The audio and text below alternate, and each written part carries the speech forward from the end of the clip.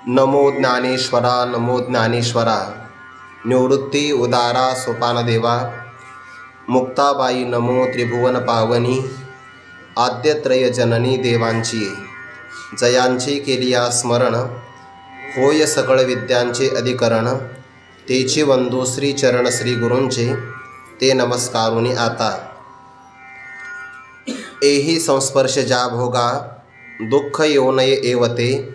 आद्यंतवंत कौंतेय नतेश्वर मते बुधाहा।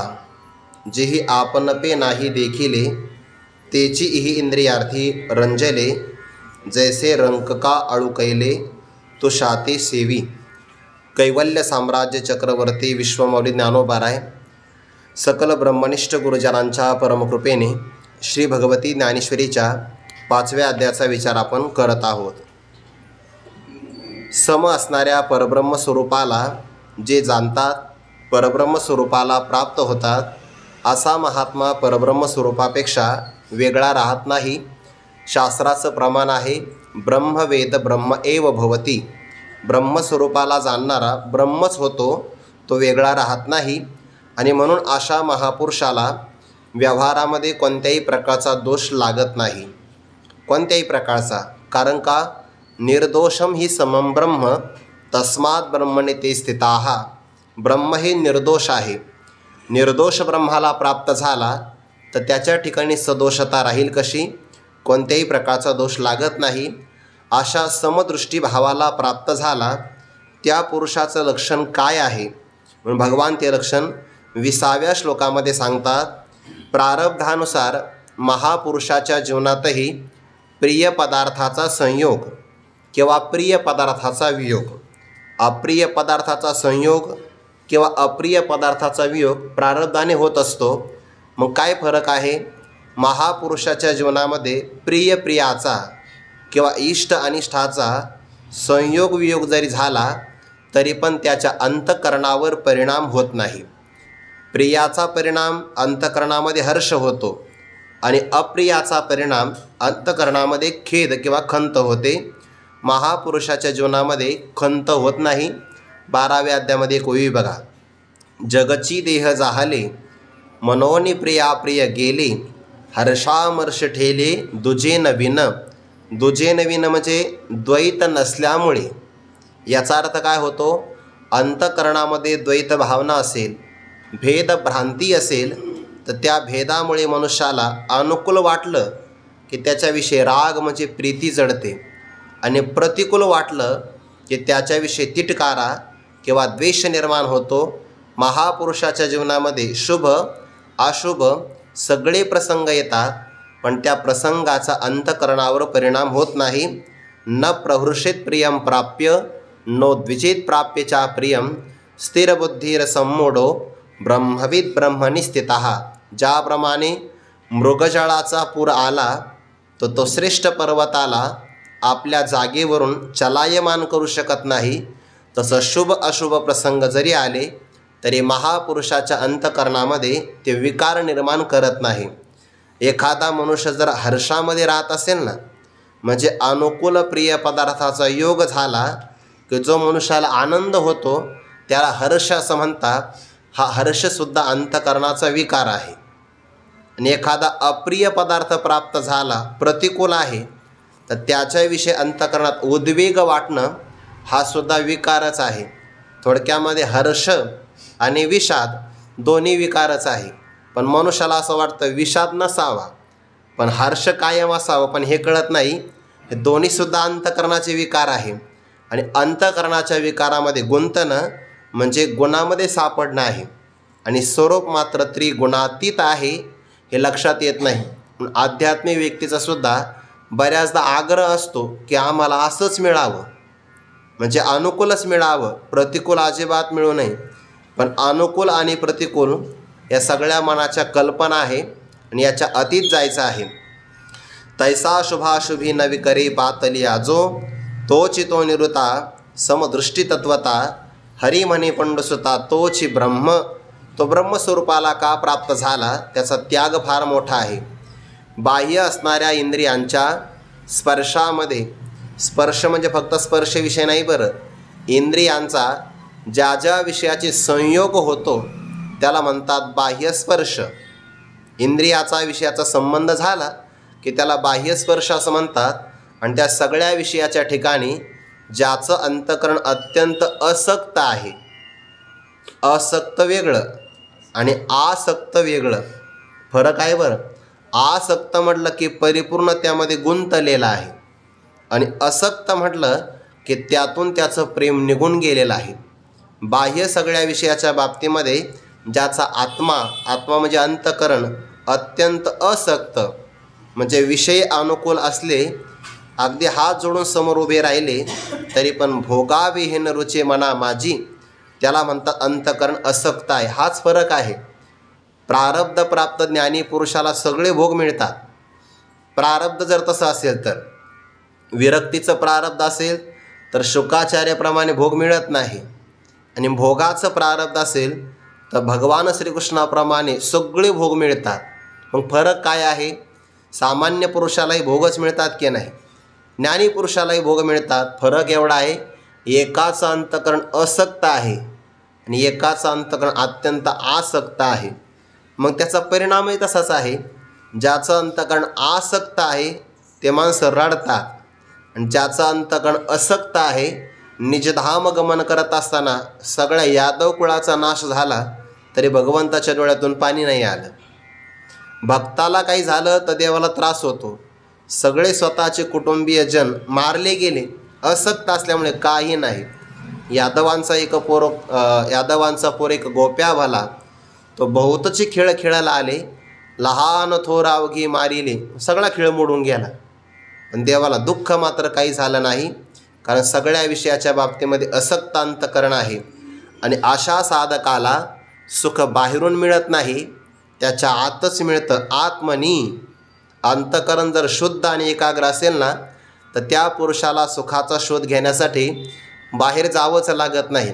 ज्याला आत नाही मिळत ते शोध बाहेर घेतात, मुळामध्ये बाहेर नाहीच.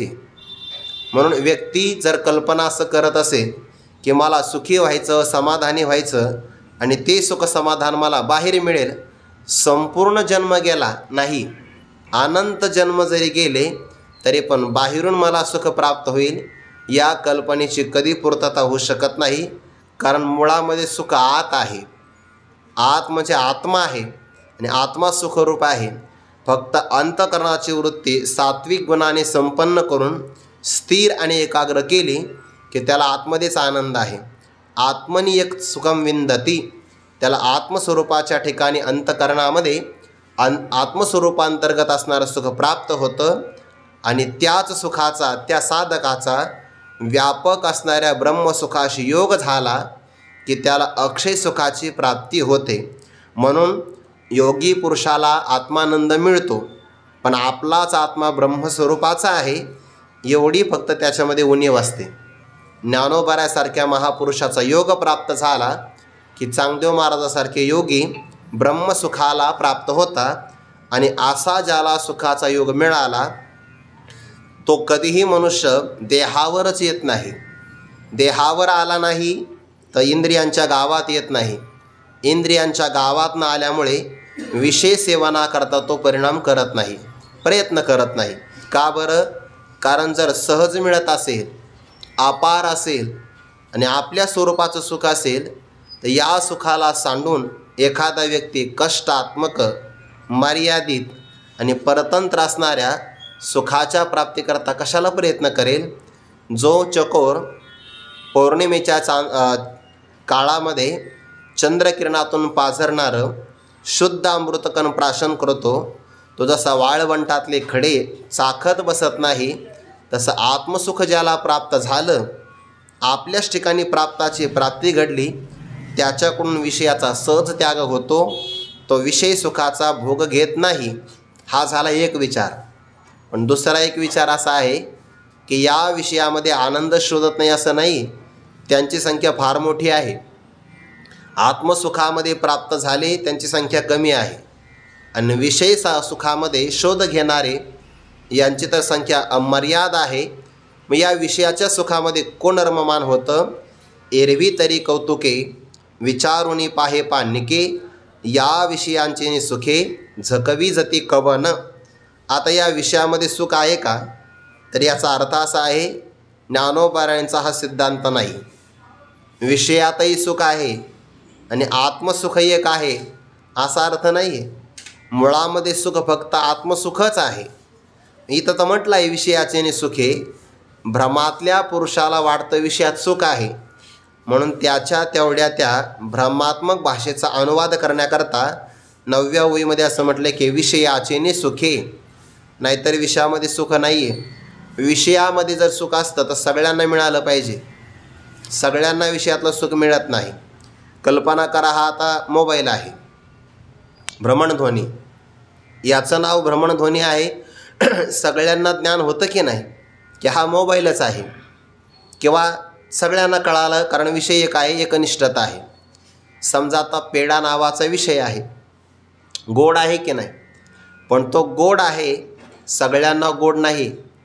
ज्याची पचनशक्ती चांगली त्याला गोड आहे, आणि ज्याला मधुमेह आहे त्याला, म्हणजे एकच विषय पण सगळ्याकरता सुखाला कारण ठरत नाही. बरं, ज्याला आवडला त्याला तरी तो कायम सुखाला कारण ठरतो का? नाही. 2-4 पेढे खाल्ले की पहिल्या पेढ्यामध्ये जो आनंद मिळाला तो शेवटच्या पेढ्यामध्ये मिळतच नाही. म्हणजे विषयामध्ये क्षय आहे, विषयामध्ये सुखच नाही. आणि हजारो दुःखाने जे व्याप्त असतं ना, त्याला महापुरुष सुख असं म्हणतच नाही. फक्त ज्याला हे नाही कळत तो भ्रमातला व्यक्ती त्याला सुख असं म्हणतो. ते आपण कायम उदाहरण पाहतो. विषयातल्या सुखामध्ये मिळणारा आनंद असा आहे म्हणे. कसा? एक व्यक्ती प्रवासाला निघाला, त्याचं भाग्य थोर, त्याच्या पाठीमागं वाघ लागला, म्हणून म्हणलं भाग्य थोर त्याचं. पाठीमागे वाघ लागला, जीवाच्या आकांताने धावतो आहे, पण पावसाळ्यामध्ये गवत जास्त प्रमाणामध्ये वाढतं. जास्त प्रमाणात गवत वाढल्यामुळे विहिरीचं तोंड झाकल्या गेलं. एकदा नजर मागे टाकतो, एकदा पुढे टाकतो. अकस्मात पळता पळता ज्ञानोबा म्हणता, जैसा कवन एक काकुळती, पळता पवन गती, दो पाऊली, म्हणजे दोन्ही पावलांनी, अवचेती कोहा माझी पडी येला. विहिरीत पडला, पण विहिरीत पडल्यानंतर लक्षात आलं की आपण पडतोय. दैवयोगाने जो मनुष्य पाण्यात पडला ना, तो हातपाय हलवतो बघा. तसा जो व्यक्ती खड्ड्यात पडला तो पण हातपाय हलवतो. दैवयोगाने त्याच्या हाताला एक वडाची पारंबी लागली. पाठीमागे वाघ आहे, खाली विहीर कोरडी, पाहतो तो त्याच्यामध्ये नाग बसलेला आहे, विषारी भुजंग. आणि ज्या वडाच्या पारंबी त्याच्या हातात लागली तिथं वरती एक आग्यामोळ बसलेलं. फांदी हल्ल्यामुळे त्याचा असणारा मधाचा एक थेंब पडला, तोंडात नाही, नाकाच्या शेंड्यावर. आणि तेवढ्यात त्याने आपली जीभ लांबवली. कसा तरी तो मधाचा थेंब घेण्याचा प्रयत्न केला आणि मिळाला. बिचाऱ्याला मिळाला. तो वा, नाही या आनंदाशी जोडा. आता या आनंदाची तुलना करता येणार नाही. असं आहे का? ज्यामध्ये वरून मोहळाच्या माशा चावतात, पाठीमागे वाघ टपलेला आहे आणि खाली नाग विराजमान आहे, सगळ्या दुःखाने संबंधित जसं त्याला मधाचा गोडीचा आनंद मिळावा तसा विषयाचा आनंद आहे. सगळे दुःख विषयाच्या बरोबर आहे. अर्थानाम अर्जने क्लेशस तथैव परिपालने नाशे दुःखम वे दुःखम दिगर्थान क्लेशकारिणः. विषयामध्ये मिळणारं सुख खरं सुख नाही, आभाषिक सुख आहे. पण या आभाषिक सुखामध्ये सुद्धा कोण फसविले जातात तर त्याचा विचार 22व्या श्लोकामध्ये सांगितला. एही संस्पर्शजा भोगाः दुःख योनयः एव ते आद्यंतवंत कौंतेय नतेषुरमते बुधाः. एही म्हणजे जेही कोणते संस्पर्शजा भोगाः. भोग म्हणजे काय? ज्याच्यामध्ये सुखाचा किंवा दुःखाचा साक्षात्कार होतो त्याला म्हणतात भोग. भोग म्हणजे विषयाच्यापासून मिळणारा आनंद. वास्तविक तो कसा आहे? संस्पर्शजाः, इंद्रिय आणि विषय यांची भेट झाली की त्यातून उत्पन्न होणारा, ज्या म्हणजे जन्मणारा. संस्पर्शजाः भोगाः, इंद्रिय आणि विषय यांच्या संयोगातून प्राप्त होणारे जे सगळे भोग आहे. भ्रमातल्या व्यक्तीला वाटतात सुखाला कारण, पण भगवान म्हणतात नाही. दुःख योनयः, ते केवळ दुःखालाच कारण आहे. एवकार वापरला, दुःखालाच कारण आहे म्हणजे चकार आहे बरं. दुःख येवनय एव, दुःखालाच कारण आहे. कसे काय कारण आहे? इह लोकातही दुःखालाच कारण आणि परलोकात गेले तरी दुःखालाच कारण. असं थोडीच आहे की स्वर्गात गेला म्हणजे सुखच मिळतं. स्वर्गात गेलं तर इंद्राला जेवढं सुख आहे तेवढं बाकीच्या देवाला नाही. जेवढं बाकीच्या देवाला आहे तेवढं नवीनच गेलेल्याला नाही आहे. मग ते सुद्धा सुखाची तरतम भावाची कल्पना आहे. थोडक्यात विषय कुठलाही मिळाला, कोणत्याही लोकातला मिळाला आणि कितीही दिव्य मिळाला, दुःखालाच कारण आहे. कारण त्या विषयाच्या बाबतीमध्ये परिणाम दुःख, ताप दुःख, संस्कार दुःख आणि गुणवृत्ती विरोधात असं नावाचे दुःख सांगितले शास्त्रकारामध्ये. म्हणून आद्यंतवंत कौंतेय, हे कौंतेय आद्यंतवंत म्हणजे ते कसे आहे? भोगाचा आरंभही दुःखाला कारण आहे आणि अंत, त्या भोगाचा अंत झाला, वियोग झाला तरी दुःखाला कारण आहे. तेषु बुधहा न रमते, त्यांच्यामध्ये विवेकी पुरुष रममान होत नाही. दोन अर्थ होतील बरं याचे. त्या भोगामध्ये बुधहा विवेकी पुरुष म्हणजे ज्याला परमात्म तत्व अवगत झालेलं आहे, न रमते, त्यामध्ये रममान होत नाही. पहिला अर्थ कसा केला? तेषु बुधहा न रमते, त्याच्यामध्ये विवेकी पुरुष रममान होत नाही. दुसरा अर्थ तेषु रमते, त्याच्यामध्ये रममान होतात. ते बुधहा न, ते विवेकी नसतात. म्हणजे काय? विवेकी त्याच्यात रममान होत नाही आणि जे रममान होतात ते विवेकी नसतात. यावर ज्ञानोबांचं स्पष्टीकरण. जिही आपणपे नाही देखिले, तेची ही इंद्रियार्थी रंजले, जैसे रंक काळू कैले तो शाती शेवी. पाठीमागच्या ओवीचा संबंध घ्यायचा 8व्या ओवीचा. आत्मसुख ज्याला प्राप्त झालं, आपल्या स्वरूपामध्ये प्राप्ताची प्राप्ती घडली, त्याच्याकडून विषयाचा सहज त्याग घडतो, म्हणजे ते विषयामध्ये रममान होत नाही. आत्मसुखाची प्राप्ती झाली तर विषयामध्ये रममान होत नाही आणि विषयामध्ये रममान होत असेल तर आत्मसुखाची अजून प्राप्ती झाली नाही असं आपल्याला अनुमान करता येतं. भगवान ज्ञानोबा ते सांगतात, ज्यांनी आपल्या स्वरूपाला पाहिलं, आपण पे 5 वेळेमध्ये संबंध आहे. ज्याला आपल्या स्वरूपाची प्राप्ती झाली ते विषयामध्ये रममान होत नाही. पण याच्या उलट दुसरा अर्थ असा आहे, जिही, ज्यांनी आपण पे नाही देखिले, आपल्या आत्मस्वरूपाला पाहिलं नाही. पाहिलं नाही म्हणजे आपल्या आत्मस्वरूपाचं आत्मज्ञान करूनच घेतलं नाही किंवा आत्मस्वरूपाचा परिचय झाला नाही. ज्याला आत्मस्वरूपाचा परिचय झाला नाही त्याला आत्मस्वरूपाच्या ठिकाणी असलेला आनंदसुद्धा अनुभवाला येत नाही. कारण मिळण्याकरता पहिल्यांदा परिचय व्हावा लागतो. आत्मस्वरूपाचा परिचय होण्याकरता गुरूंची शरणागती करावी लागते. ती शरणागती कळण्याकरता मुमुक्षुत्व असावं लागतं. समाधी षटक, वैराग्य आणि विवेक असावा लागतो. आणि ज्याच्याकडे विवेक वैराग्य आहे त्याच्याकडून विषयाचा त्याग घडत असतो.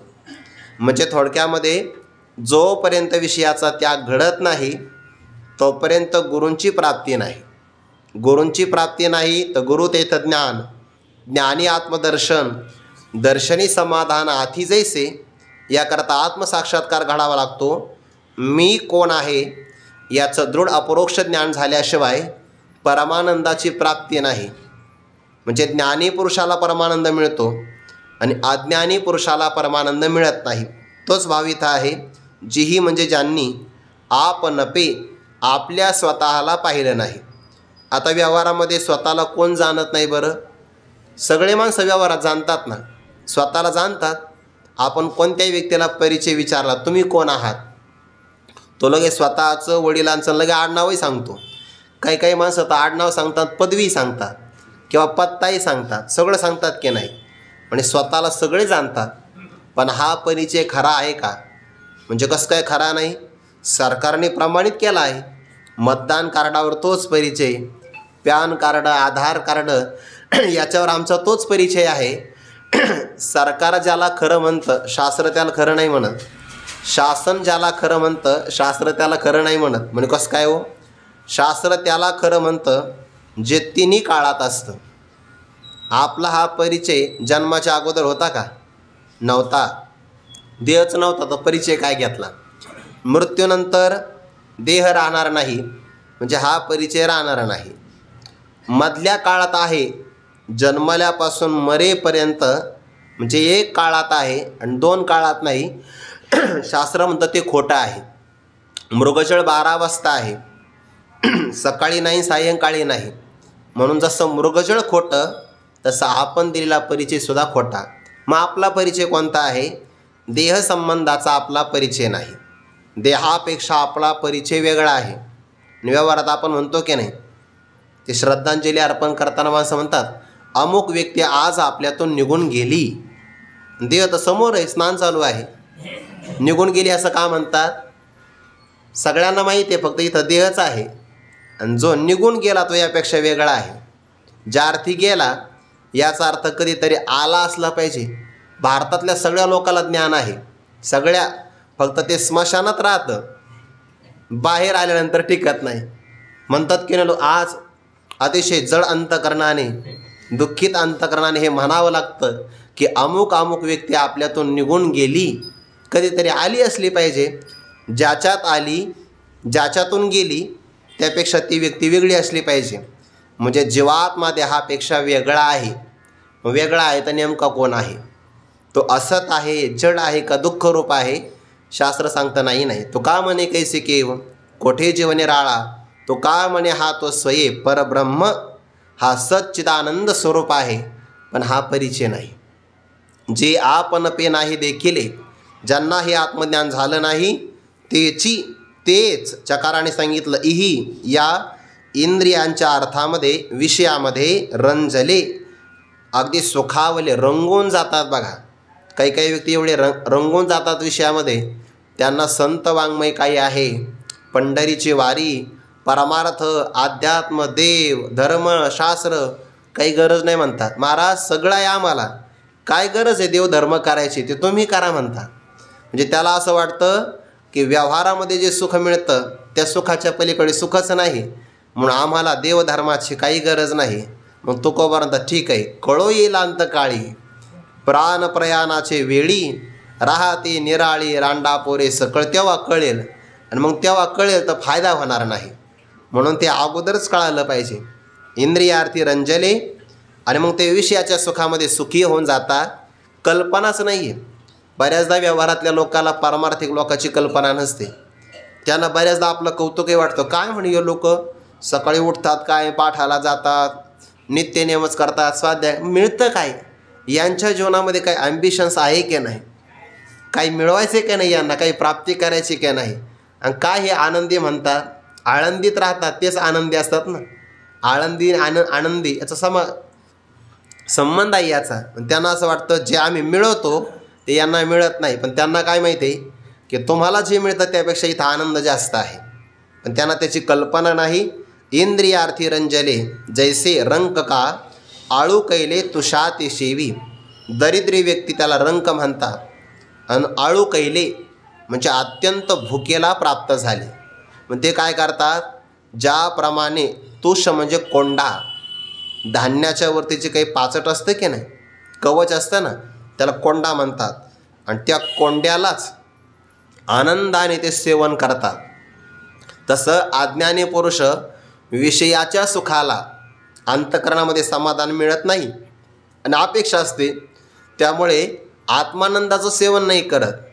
विषयाच्या असणाऱ्या आभाषिक क्षणभंगूर नाशिवंत सुखाला दरिद्री पुरुषाप्रमाणे भोगतात. कसं?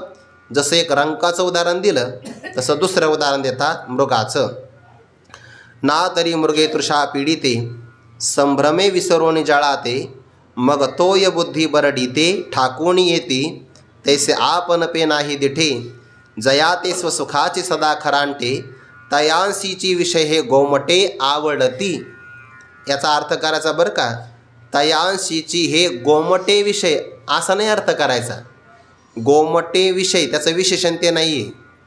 ते गोमटे आवडती त्याचं विशेषण आहे. आवडती म्हणजे वाटतात, गोमटे म्हणजे चांगले.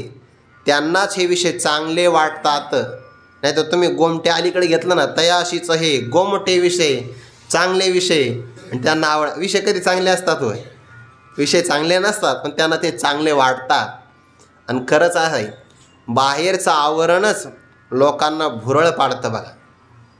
जे चकाकतं ते मनुष्याला फसवितं. शिंपलं असतं ना, सूर्यकिरण पडलं चकाकतं. माणसं गळ्यातलं चांदीचा अलंकार फेकून देतात आणि शिंपलं उचलतात. चकाकलं की ते फसवितं. व्यवहारामध्ये सुद्धा बरेच पदार्थ विकत घेतले जातात व्यवहारामध्ये.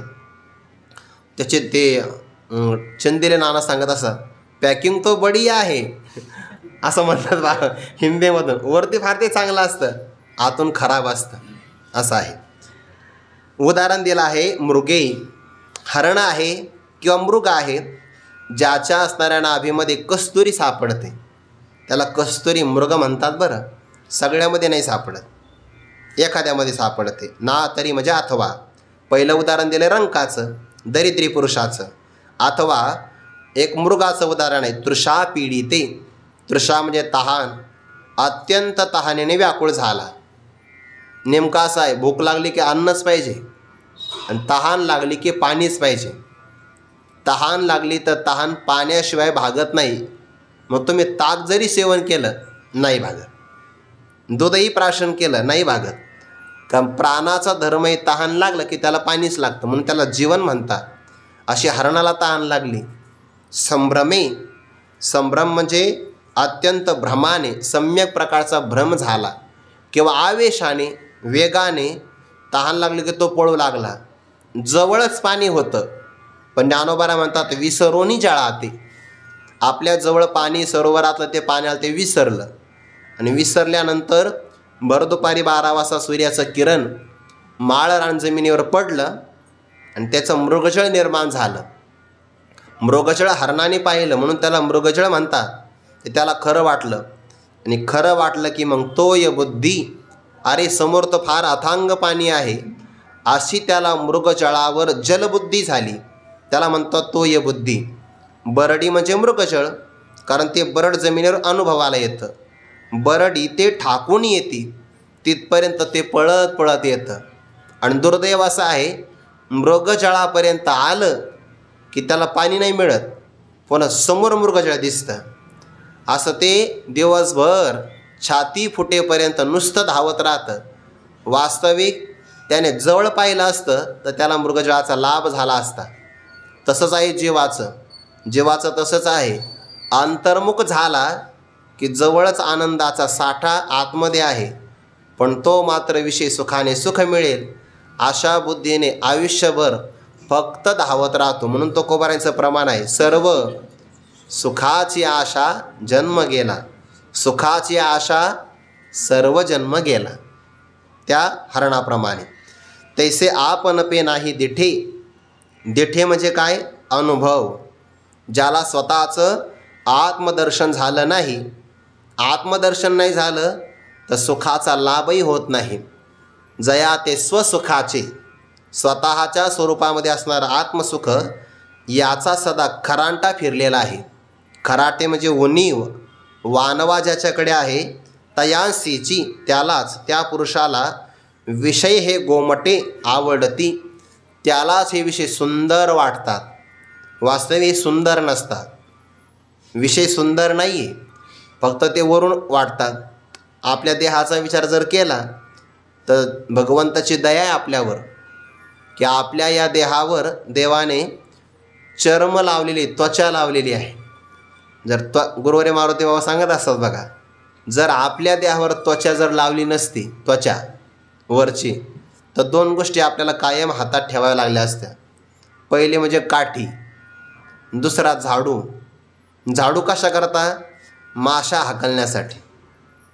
याच्यावर माशा बसल्या असत्या, कुत्रं लचके तोडले असते म्हणून. असंच तर कुत्रं लचके तोडतं चालता चालता. जर याच्यावर त्वचा नसती तर आपण कपडे घालतो म्हणून थोडीसं सुंदर दिसतो, नाही तर काही काही व्यक्तीचा आकारही भला भेडब असतो, आणि त्याच्यामध्ये जर त्वचा नसेल तर मग तर पाहायचं कामच नाही. जसं त्वचा असल्यामुळे आपल्याला हे शरीर सुंदर वाटतं, तसं विषयांच्या बाबतीमध्ये सुद्धा असं आहे. हे पहिल्यांदा मनाला आकृष्ट करतात. परिणाम विचारिता प्राणहरी असं आहे. ज्याला आतमध्ये आनंद नाही मिळाला तो व्यक्ती आनंदाच्या शोधाकरता चंचल होतो. स्वसुखाचं उणीव आहे, मग त्याला बाहेरून आनंद मिळावा असा वाटतो. आणि हाच प्रवास आहे सगळा. बरं, हाच प्रवास आहे. पारमार्थिक व्यक्तीचा प्रवास आतल्या सुखासाठी आहे आणि व्यवहारातल्या व्यक्तीचा प्रवास बाह्य सुखासाठी आहे. एकाला फक्त भ्रमात जीवन जातं सगळं बाह्य सुखामध्ये, आणि एकाचं जीवन मात्र सुरुवातीला कठीण आहे पण अंत किंवा परिणाम चांगला आहे.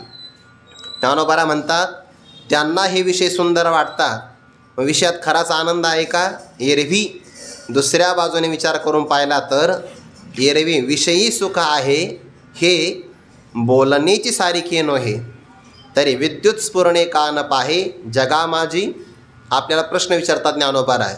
एरवी अज्ञानी पुरुषाच्या भ्रमाचा अनुवाद केला नाही म्हणे. ज्या अर्थी 99% लोक विषयाच्या आनंदाच्या पाठीमागे धावतात. लोक म्हणतात सुद्धा, जोपर्यंत जगायचं आहे ना, चार्वाकाचं मत आहे, यावत जीवम सुखम जीवेत. मग कसं जगायचं आनंदाने? त्याच्यात काय म्हणे, कमवावता लागतं. कमवायचं कशाला? कर्ज काढायचं मस्तपैकी. कोण आपल्याला मारायला येतं? तसे भारतातले लोक कर्ज काढतात, विदेशात पळून जातात. ऋणम कृत्वा, कर्ज काढायचं भरपूर. खायचं काय? चारवाक थोडा चांगला या बाबतीमध्ये. कर्ज काढायचं पण बाकीचं पेय नाही प्यायचं. घृतम पिबेत, मस्त तूप प्राशन करायचं. एवढं चारवाकाचं घेण्यासारखं बिचारायचं. तो मद्य प्राशन नाही सांगत, कर्ज काढायचं म्हणतो. ऋणम कृत्वा घृतम पिबेत. आणि मग कर्ज फेडायचं कसं? कशाला फेडायचं म्हणे? भस्मीभूतस्य देहस्य पुनरागमनम कुतः. एकदा या देहाची 3 चिमटे राग झाली, कोणाचं पुन्हा कोण विचारायला येतं आहे? हा काही सिद्धांत उपदेश नाही बरं, हा त्याचा अनुवाद आहे. नाही तर महाराजांनी पाठा सांगितलं बा, कर्ज काढा तो प्यान कोण मागं येत आहे, असा त्याचा अर्थ नाही घ्यायचा. तात्पर्य लक्षात घ्या. 99% लोकांना विषय गोड वाटतात की नाही. यावत जीवम सुखम जीवेत, जोपर्यंत जगायचं तोपर्यंत आनंदाने जगायचं असं म्हणतात की नाही लोक. म्हणजे त्यांच्या मतानुसार विषयामध्ये सुख आहे, पण विचारी असणारे पुरुष म्हणतात नाही, विषयामध्ये सुख आहे हे बोलणंसुद्धा बोलण्यासारखं नाही आहे. का बरं? विषयाच्या सुखाने सुखी झालेला असा एखादा व्यक्ती दाखवा की जो विषयाच्या सुखाने पूर्ण सुखी झाला, रावण नाही झाला. बाकीच्यांची काय कथा? म्हणजे ज्याच्या घरी संपदा एवढी आहे, रावणासारखा प्रपंच अनुकूल कोणाचा आहे बरं? म्हणजे राज्य समुद्रामध्ये शत्रूचा धोका नाही, सगळे देव पायाखाली, एवढी मोठी सत्ता, संपदा, शुद्ध कांचनाची 7 कोटी, निखळ सोनं, 7 कोटी घर स्वतःच्या मालकीची. एखाद्या व्यक्तीचं इथं फ्लॅट असेल तर माणसं तोऱ्यात चालतात. त्याचे शुद्ध कांचनाचे 7 कोटी स्वतःचे एकट्याच्या मालकीची. बरं, अनुकूल पत्न्या, अनुकूल पुत्र, हे सगळं अनुकूल आहे, पण सुखाच्या बाबतीमध्ये मात्र पूर्णता नाही. म्हणून विषयाच्या सुखाने आतापर्यंत कोणी सुखी झालेला नाही, वर्तमान काळातही नाही, आणि भविष्यामध्ये सुद्धा होणं शक्य नाही, होणारच नाही. म्हणून हे बोलण्यासारखंच नाही म्हणे. विषयाच्या सुखाने सुखी होतात. ज्ञानोबा म्हणतात, विषयाच्या सुखाने जर एखादा व्यक्ती सुखी झाला असं वाटत असेल तर आमचं म्हणणं आहे की जी वीज आकाशामध्ये चमकते ना, त्या विजेच्या चमकण्याने जगतामध्ये दिवसात जसे व्यवहार होतात तसे व्यवहार व्हायला पाहिजे, पण होत नाही ना. तर मग विद्युत स्फुरणे जगा माझी का न पाहे. विजेच्या चमकण्याने जगामध्ये का बरं उजाडत नाही? विजेच्या चमकण्याने जगामध्ये उजाडतच नाही, उजेड पडूच शकत नाही. का? विजेचं चमकणं, हे चमकणं म्हणणं सुद्धा मोठं आहे. वीज चमकली असे म्हणेपर्यंत वीज गायब होऊन जाते, गुप्त होते. तसं विषयाच्या सुखाने व्यक्ती सुखी झाला असं म्हणणं म्हणजे विजेच्या चमकण्याने उजाडण्यासारखं आहे जगामध्ये, पण विजेच्या चमकण्याने जगामध्ये उजाडू शकत नाही. तसं विषयी सुख आहे हे बोलण्यासारखंच नाही. सांग बरं अर्जुना, जर विषयाच्या सुखाने व्यक्ती सुखी झाला असता तर वेगळा परमार्थ करायची गरजच राहिली नसती. हे विरक्त असणारे पुरुष संसाराचा त्याग करून गेलेच नसते. उदाहरण किती गोड दिले बघा. सांगे सांग बरं अर्जुना, वात वर्ष आतप धरे, ऐसे अभ्र छायाची जरी सरे, तरी त्रिमाळिके धवळारे करावी का. ज्ञानोबाऱ्यांच्या काळामध्ये 3 मजले घरं असण्याची शक्यता आहे, म्हणजे होतीच, म्हणून त्रिमाळिके शब्द वापर. त्रि म्हणजे 3 मजले असणारी चुने गच्ची घरे, धवळारे म्हणजे घरं. का करावी, कशाला करायची. आपण घर कशा करता करतो, ऊन पाऊस आणि वारा, बरोबर आहे ना. त्यालाच वात म्हणजे वारा, वर्ष म्हणजे पाऊस, आत्म म्हणजे ऊन. आपलं उन्हापासून, पावसापासून, थंडीपासून, वाऱ्यापासून संरक्षण व्हावं याकरिता आपण अन्न, वस्त्र आणि निवारा या मानवाच्या मूलभूत 3 गरजा आहे. आता माणसाने जास्त वाढवल्या तो भाग वेगळा आहे, पण मूलभूत गरजा फक्त एवढ्याच आहे. प्राणाचं पोषण व्हावं एवढं अन्न असावं, लज्जारक्षण व्हावं एवढे वस्त्र असावे, ऊन पाऊस यापासून संरक्षण व्हावं याकरता घर असावं, एवढंच आहे. पण मग आता त्याच्यात परिणाम आले. अन्नाच्या बाबतीमध्ये विदेशातले पदार्थ खायचे, वस्त्र विदेशातून ब्रँडेड कपडे आणायचे, आणि घराच्या बाबतीमध्ये गावात कोणाकडं नसेल अशी फरशी आणायची. घसरून पडला, कंबर तुटलं तरी चालतं, पण असं म्हणजे निवाऱ्यामध्ये शोध लागला हा. वास्तविक गरजा खूप थोड्या असतात, मूलभूत गरजा एवढ्याच आहे. मग घर कशाला बांधायचं, ऊन पाऊस यापासून संरक्षण होण्यासाठी. एक ते म्हणा कशाला घर बांधायचं. अहो आत्ता बघा ना, मस्तपैकी ढगाची सावली आहे, या ढगाच्या सावलीमध्येच राहायचं, कशाला घर बांधायचं. ज्ञानोबा म्हणता वात वर्ष आतप धरे, धरे म्हणजे काय, निवारे. उन्हापासून, पावसापासून किंवा वाऱ्यापासून आपलं निवारण होईल. आणि अशी गोष्ट अभ्रछायाची, ढगांच्या सावलीपासूनच जर सरती होईल, निर्वाह होईल किंवा भागेल, तर मग त्रिमाळिके धवळारे करावे का. 3 मजले असणारी घरं करण्याची काय गरज आहे. पण घरं करावीच लागतात, कारण का ढगांच्या सावलीखाली काही भागत नाही. ढगाच्या सावलीनं जर भागलं असतं तर घर बांधण्याची काय गरज आहे. जशी ढगाची सावली, अभ्राची सावली जाईल रया, जशी ढगांची सावली मनुष्याला निवारा देऊ शकत नाही, त्यासाठी घरं करावीच लागतात. तसंच आहे, विषयाच्या सुखातून परिपूर्णता होत नाही, म्हणून परमार्थ करावाच लागतो. सांगे वात वर्ष आतप धरे, ऐसे अभ्र छायाची जरी सरे, तरी त्रिमाळिके धवळारे करावे का. म्हणून विषय सुख जे बोलीजे, ते नेन तागा वाया जल्पीजे, जैसे महुर का म्हणजे विषकंदाते. विषकंद म्हणजे विषाचा कंद, त्यालाच बचनागाची मुळी. साधुनी बचनाग खाती तोळा तोळा, आणि का ते डोळा न पाहावे. बचनागाची ती मुळी असते. मी नाही खाल्ली अजून, त्याचा अनुभव घेतला तर अनुभव घेणार शिल्लक राहत नाही. पण ते खातात, साधू लोक खातात, पण ते थोडं थोडं खायचं असतं. नाही तर मग एकदाच आग्रह केला मला घे ग्लासभर, असं नाही चालत. ते अगदी सुईच्या टोकार मावेल एवढी सुरुवात करावी लागते. आणि मग ते पचनाची शक्ती निर्माण झाली. विषयाच्या बाबतीमध्ये अभ्यासाने होतं ते नाही करायचं. हा अभ्यास महत्त्वाचा, ओवी पाठांतराचा नाही म्हणे आम्हाला. ते काय ते अभ्यासाची नाही बळेन, ते नाही. विषयी आहारी विषकी आहारी पडे, समुद्री पाय वाट जोडे, एके वाघ ब्रह्म थोकडे अभ्यासे केले. पण सामान्य पुरुषाला विषाचा कंद आहे आणि त्याला म्हणलं वा फार गोड आहे, तर त्याला ती गोडी म्हणणं म्हणजे मृत्यूला प्राप्त करण्यासारखं आहे. मनोनिविषयी सुख जे बोलीचे, विषयामध्ये सुख आहे असं जे बोललं जातं ते नेन तागा.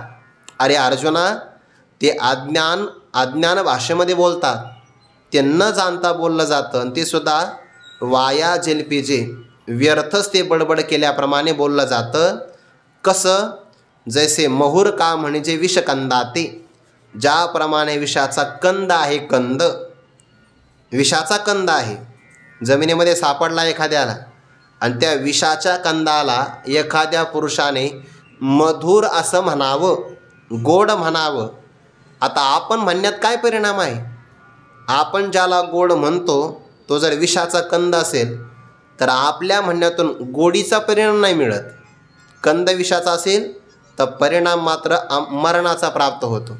आपल्या म्हणण्याला महत्त्व नाही, त्या पदार्थाच्या परिणामाला महत्त्व आहे. आणि ज्याला ज्याला आपण गोड म्हणतो सहसा ते गोड नसतं, ते परिणामाला मारक असतं. आपण साखरेला गोड म्हणतो की नाही? साखर कशी म्हणे? गोड आहे गोड. आणि साखर अंगात झाली मग गोड आहे का मारक आहे? गुरुवारी मारुतीबा सांगतात सगळ्यात जास्त पोखरणारा रोग कोणता असेल तर मधुमेह. होऊच नाही. पण तो फक्त साखरेनेच होतो असं नाही बरं. त्याला बरेच कारणं आहे. जागरण करणं, अवेळी जेवणं, ताणतणाव घेणं, हे त्याचे बरेचसे कारण आहे.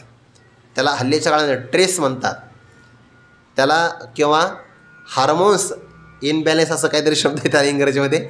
आमचं ते एवढं काही कठीण वापरायचं नाही. आपल्या शरीरातलं संतुलन बिघडलं ना, मानसिक संतुलन बिघडलं एखाद्या व्यक्तीचं, चिंता करत असेल तर त्याच्या अंगातून सुद्धा हे रोग होतात. साखरेला आपण गोड म्हणतो, परिणाम घातक आहे. नैसर्गिक असेल तर मग घातक नाही. ते 120 रुपयाची घ्या नाही तर 60 रुपये किलोची घ्या, शेवटी परिणाम आहेच ना त्याचा. कोणते काय घ्यायना, परिणाम घातक आहे. म्हणजे आपण बचनागाला मधुर म्हटलो तरी पण तो विषाचा कंद घातक आहे. तसं विषयात सुख आहे असं म्हणणं हे अज्ञानाची भाषा आहे. ज्ञानोबा त्याकरता आणखी उदाहरण देतात. मृत्यूलोकामध्ये बऱ्याच गोष्टीला नावं उलटी आहेत, उलट नावं आहे, परिणाम त्याचा वेगळा आहे. मग कोणतं? जसं की विषाच्या कंदाला गोड मधुर म्हणणं हे घातक आहे. ना तरी भौमा नाम मंगळ, रोहिणी ते म्हणती जळ, तैसा सुख प्रवाद बरळ विषयी कहा. विषयाला सुखाची भाषा वापरणं, विषयिक सुख प्रवाद म्हणजे वैषयिक सुखाचं बोलणं, ही भाषा बरळण्याची आहे, व्यर्थ आहे. कशी? ज्याप्रमाणे भौमा नाम मंगळ, भौमा म्हणजे मंगळ नावाचा ग्रह, त्या ग्रहाला आपण काय म्हणतो? मंगळ. ग्रहाचं नाव मंगळ आहे, पण ज्याच्या राशीत आला त्याचं नाव मंगळ आहे. काही काही जे वर असतात ना, लग्न करायची इच्छा आहे तर त्याला म्हणतात याची मांगल्य कुंडली आहे. कुंडली वेगळी बरं, आणि कुंडलिनी शक्ती वेगळी. 6व्या अध्यायामध्ये येते ती कुंडलिनी, आणि ज्योतिषशास्त्रात 12 घरामध्ये दाखवली जाते ती कुंडली, असं त्याचा अर्थ आहे. एक न शब्द शिल्लक झाला की अर्थ बदल. कुंडली, कुंडलिनी. तर त्या कुंडलीमध्ये जर मंगळ ग्रह आला, 2 ग्रह घातक आहे. एक आहे शनी, दुसरा आहे मंगळ ग्रह. पण शनीचं विचारायचं असं आहे की तो 7.5 वर्ष चालतो, म्हणून त्याला 7.5 म्हणतात. कधी कधी एकदम 7.5 वर्ष, तर कधी मग विभागणे 2.5 वर्ष आता, 2.5 वर्ष पुढच्या पंचवार्षिकला, 2.5 वर्ष त्यानंतर, असं तो चालतो. 7.5 वर्ष चालतो शनी. पण मंगळाचं तसं नाही, नाव मंगळ, आणि एकदा एका घरात शिरला की त्याचं अमंगळ. मग जोपर्यंत त्याचं मंगळ संपत नाही, लग्न करता येत नाही तोपर्यंत, असा त्याचा अर्थ आहे. आता ती का आपली आळंदी थोडीशी कधी होतं, तसं नाही चालत ते. इथं काय फक्त 2 जण तयार पाहिजे, लावणारा तयार आहेच, तसं नाही. त्याला ते अनुकूल बघावं लागतं. मग ते लग्न झालं समजा, ज्योतिषशास्त्र वगैरे नाही बघितलं तर ते फोटो काढण्यापुरतं बरं आहे, घरी जाय पण टिकत नाही ते. त्याला ते गुण जुळावे लागतात. कमीत कमी 18 तरी जुळले पाहिजे की नाही. 36 असतात असं म्हणतात बरं, आपल्याला माहिती नाही ते किती जुळतात किती, तो विषय वेगळा आहे. भौमा नाम मंगळ, मंगळ ग्रहाला मंगळ म्हणतात. मंगळ आहे का तो? तो मग ग्रहा माझी इंगळ. ग्रहामध्ये असा तप्त ग्रह येतोय, ग्रहा माझी इंगळ, आणि तया ते नाम मंगळ म्हणतात, असं येते. रोहिणी ते म्हणते जळ. रोहिणी नक्षत्रामध्ये सूर्याच्या किरणातून पाण्यासारखं दिसतं, त्याला मृत्यूलोकात जळ म्हणतात. ते पाणी का? पाणी नाही. जसं मृगजळाला पाणी म्हणावं, अमंगळ असणाऱ्या मंगळ ग्रहाला मंगळ म्हणावं, तसं विषयामध्ये सुख नसताना विषयी सुख आहे असं म्हणण्यासारखं आहे. सुख प्रवाद बरळ विषयी कहा. हे असो, ज्ञानोबा म्हणतात जाऊ द्या, ही सगळी भाषा बाजूला सोडा. हे असो आघवी बोली, सांगपा सर्प फणीची सावली, ते शीतल होईल की तोले मूषकाशी. हे असो, हे सगळे उदाहरणं राहू द्या. आगवी बोली, सगळे शब्द बाजूला राहू द्या. ते उन्हाळ्याच्या दिवसामध्ये ना, बागायती जमीन नसते, कोरडवाहू जमीन, ते नांगरणी केली जाते.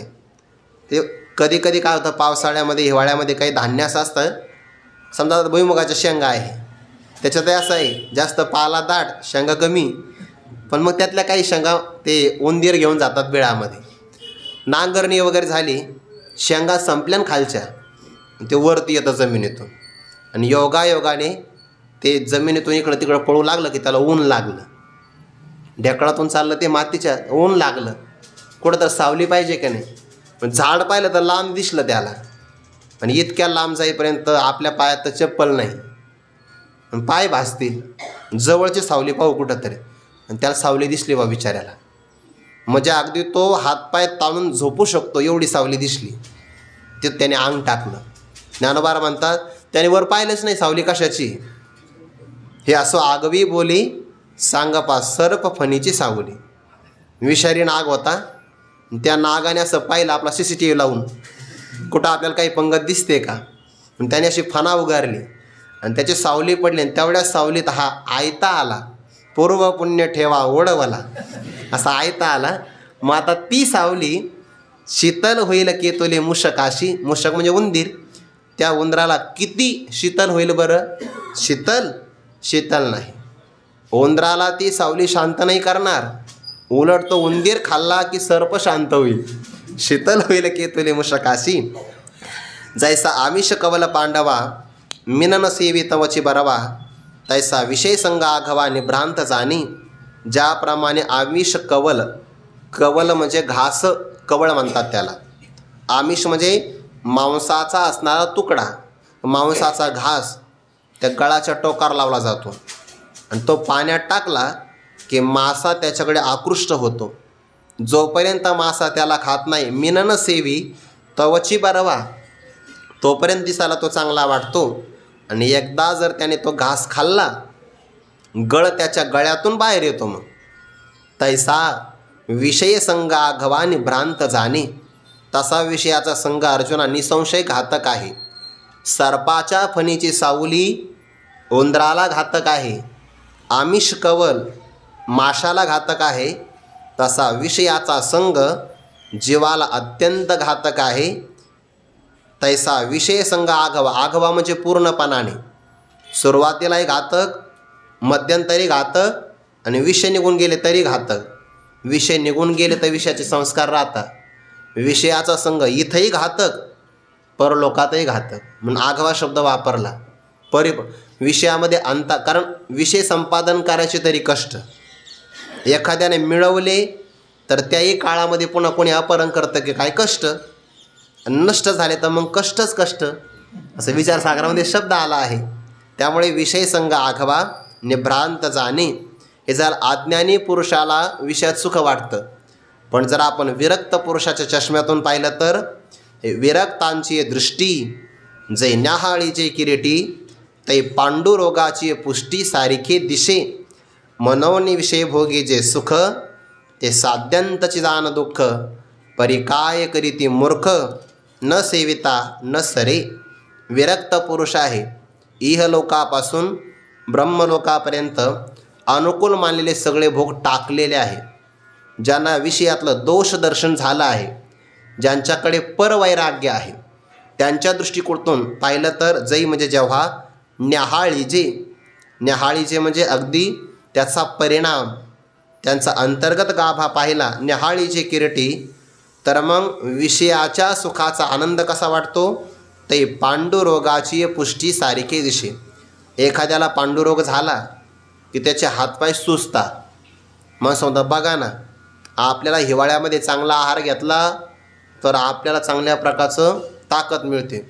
हा व्यक्ती किती दष्टपुष्ट आहे. अरे तो दिसायला दष्टपुष्ट आहे, पण आतून पोखरला गेलेला आहे. त्याला पांडुरोग म्हणतात. पांडुरोग झाला की त्याचं अंग पांढरं होतं, पुष्ट झाल्यासारखं दिसतं, पण ते पुष्ट नाही झालेलं, ते पोखरल्यासारखं असतं. तसं विषयाच्या सुखाने काही लोक आनंदी दिसतात, ते आनंदी नसतात, ते पांडुरोगाच्या पुष्टीप्रमाणे पोखरलेले आहेत. मनोनी विषय भोगे जे सुख, म्हणून विषयाच्या भोगामध्ये जे सुख मिळतं असं वाटतं ते साध्यंतची स आदी अंत. हे सगळ्याचा झाला स आदी साध्यंत शब्द तयार होतो संधीच्या भाषेमध्ये. स आणि आदीमध्ये दीर्घादेश झाला, आदी अंतामध्ये यनादेश झाला. सगळा शब्द कसा आहे, स आदी अंत म्हणजे सुरुवातीपासून शेवटपर्यंत विषयाचं भोगातून मिळणारं सुख हे केवळ दुःखरूपच आहे. अज्ञानी पुरुष त्याला सुख म्हणतात, विचारी पुरुष त्याला दुःख म्हणतात. पण दुःख असताना का सेवन करतात? परी काय करीते मूर्ख. मूर्ख आहे, अविवेकी, अडाणी आहे, अज्ञानी आहे. न सेविता, विषय जर त्यांनी सेवन केले नाही न सरे तर त्यांचं भागतच नाही. पण त्यांना असं वाटतं विषय मिळवावे. हे का करतात? ते मूर्ख आहे. आणि मूर्ख ते असतात ज्यांना फक्त बाहेरचं चांगलं वाटतं, अंतर त्यांना कळत नाही. तो भाव ज्ञानोबाला सांगतात पुढे, अंतरनेनती बापुढे. तो विचार आपण उद्या पाहू. पुंडलिक वरदारी विठ्ठल श्री ज्ञानदेव तुकाराम मौली ज्ञानेश्वर महाराज की जय. जगद्गुरु तुकाराम महाराज की जय. सद्गुरु जोग महाराज की जय.